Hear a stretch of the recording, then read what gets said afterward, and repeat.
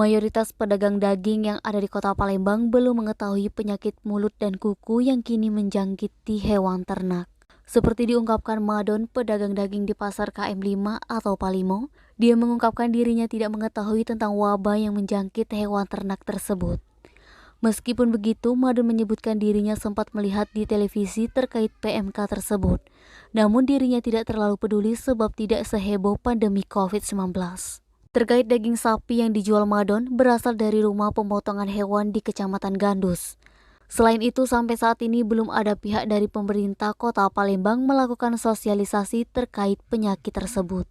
Pedagang lainnya Acong menyampaikan ada beberapa petugas yang sempat mendata pedagang daging di Pasar Palimo. Mereka datang bertanya asal sapi, mengambil di mana, kapan ngambilnya, dan lain-lain. Acong berharap ada sosialisasi dari pihak terkait tentang penyakit PMK, mulai dari dampak pada manusia ataupun hewan ternak itu sendiri.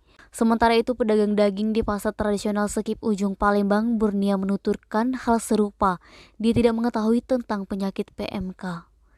Nabang, Sumeko TV melaporkan.